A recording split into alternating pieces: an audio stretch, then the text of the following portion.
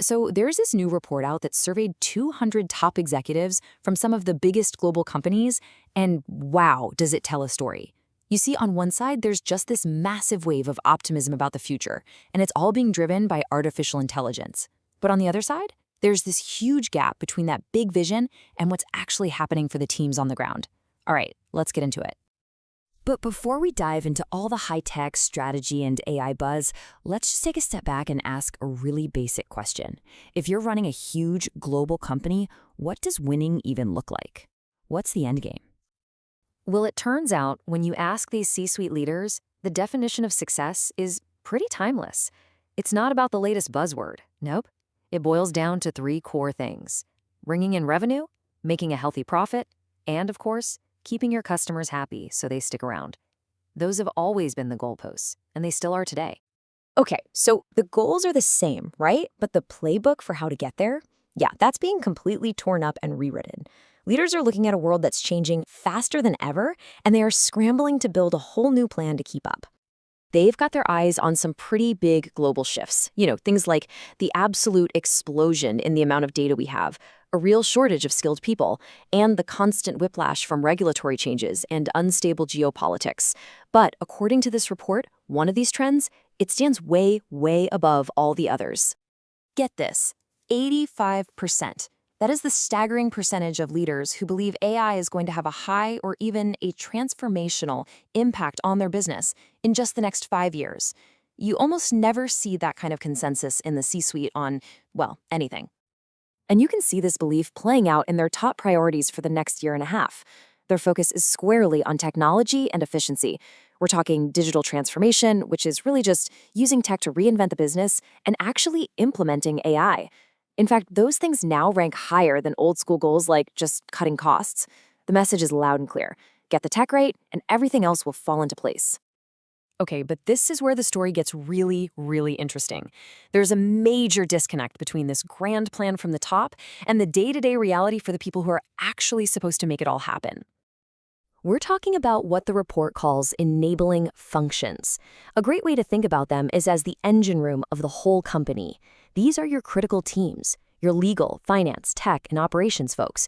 They're not just some background support, they are the ones who literally make the entire business run. And this slide right here just lays out the central problem perfectly. While the C-suite is dreaming about this amazing future powered by AI and digital transformation, the engine room is stuck dealing with really basic old-school problems. Data that doesn't flow, teams working in silos, and people getting bogged down by endless repetitive tasks. So this brings us right back to AI. It's seen as this great hope, the magic bullet that can solve all these problems. But here's the thing. You can't just flip an AI switch. Getting it implemented comes with its own set of massive hurdles. So how fast are companies actually moving on this? Well, you might look at this and think, okay, 54%, a slight majority feel the pace is about right. But honestly, that's not the real headline here. The real story is that almost a third of these leaders are getting super impatient, saying their companies are moving way too slowly. So that's the big question, right?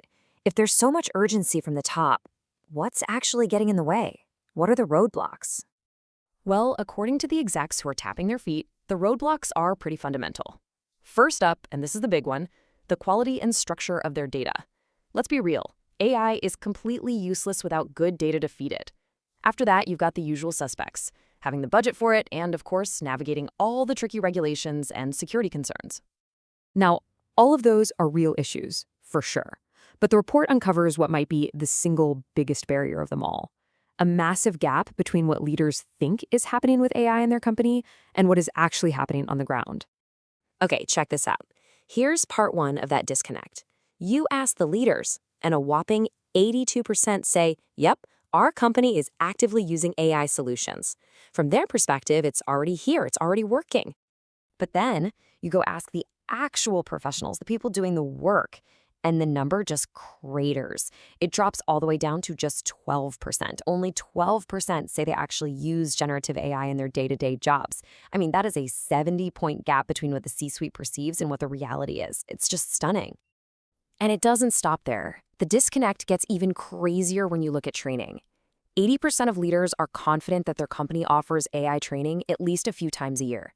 Yet, when you talk to the employees themselves, the vast majority say they've had no training at all. For tax professionals, as an example, an incredible 84% report getting zero AI training. Now, despite all these challenges, I want to be really clear, this isn't to say AI isn't working at all. It absolutely is. When it's done right, it's already delivering huge, measurable wins. Just look at this quote from one executive who says their AI recommendation systems have directly boosted sales and made customers happier. The potential is definitely real. So, where does that leave us? Well, it's pretty clear that while companies have made a strong start and the optimism from the top is huge, there's still a really, really long and challenging road ahead to make AI a true reality across the entire business. And that's really the core tension this whole report highlights, isn't it? You've got this super high C-suite optimism. They're looking at the horizon and they're excited. But down in the engine room, real-world adoption is still super low. People are still waiting for the tools, the training, and the data to actually make it work. Which really leaves us with this one big final question. The top-down optimism has been successful in getting the technology into the building. But the final, and maybe the hardest challenge, is still there. How will leaders bridge that critical gap between just having the technology and truly empowering their teams to use it? That right there, that's the billion-dollar question.